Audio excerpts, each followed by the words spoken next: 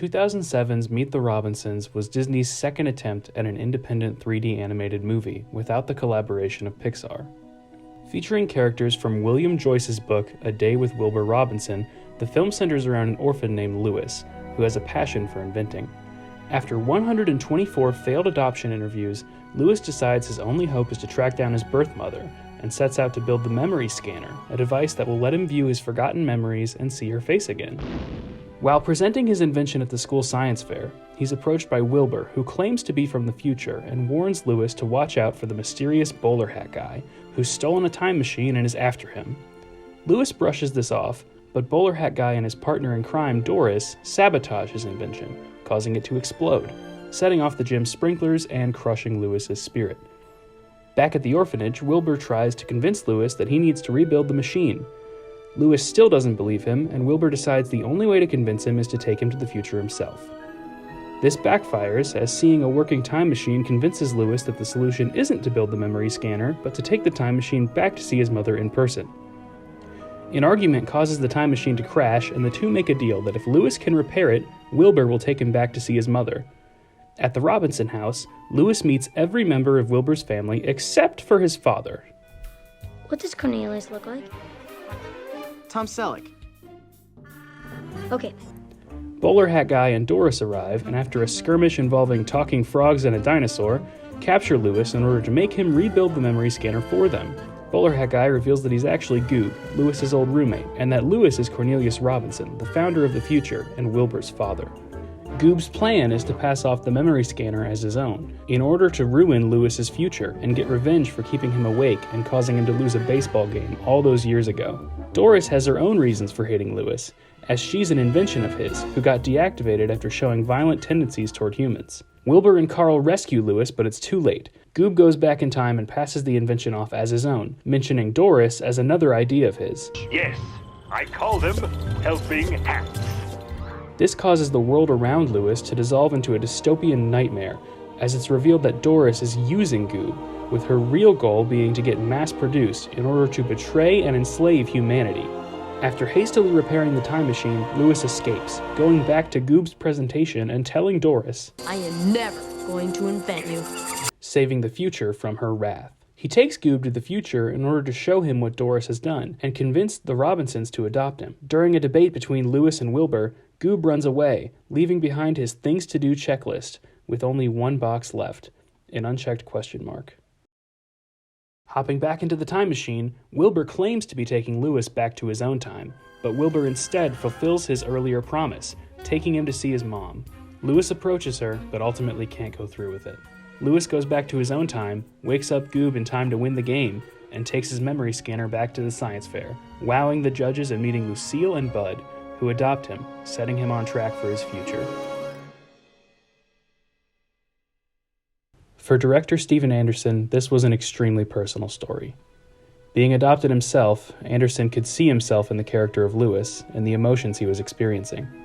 The specifics of our stories were different, but the questions that he was asking himself, where did I come from, who's my birth mother, why did she give me up, these are the same questions that I'd asked ever since I can remember it. That character was really the thing that I responded to and said, I understand how this kid thinks, this is mine, I got to do this, I got to tell this story. In an interview, Anderson describes his upbringing, how his parents had told him growing up that once he turned 18, he'd be allowed to search for his birth mother if he so chose.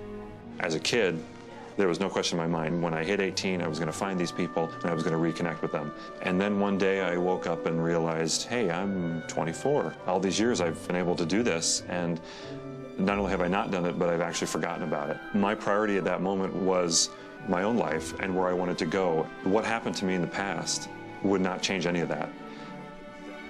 Embedded within this goofy Art Deco time travel movie is a central theme of letting go of the past and embracing your future. We see this illustrated through the future versions of two main characters, Louis and Goob. Louis, or more accurately, Cornelius, is considered the founder of the future, his inventions paving the way for humanity's societal evolution. He's always looking for the next big thing to invent. 5 years ago, he wakes up in the middle of the night in a cold sweat, wants to build a time machine. He's the one with the famous motto,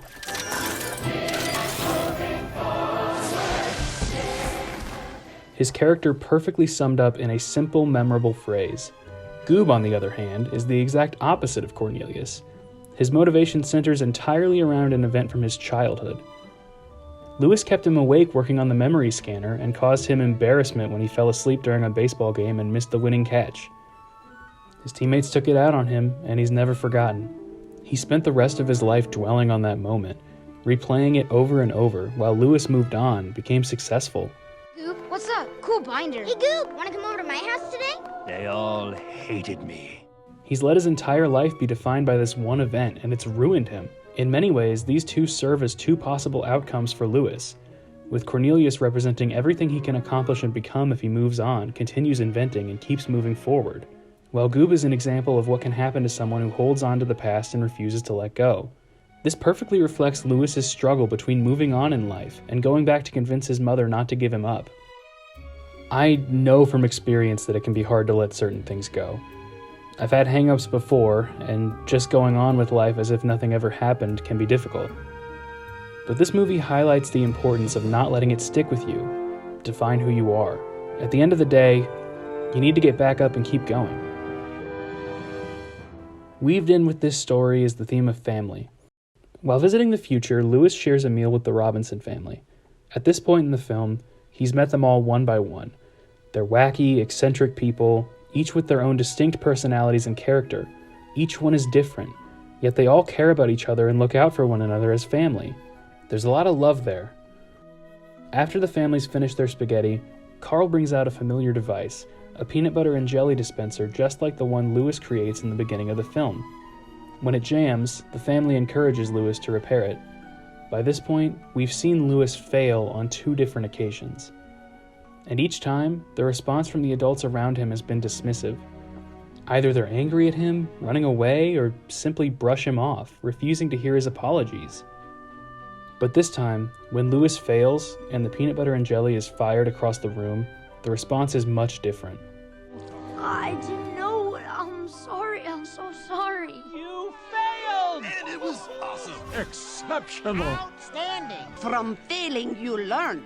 From success, not so much. Like my husband always says, Keep moving forward. These people are everything Lewis could have asked for in a family. He wishes this could be his life, and as it turns out, it will be. At the end of the film, everything Lewis has seen and learned is put to the test. Brought back to the moment his mother left him on the orphanage doorstep, he has to make one final decision.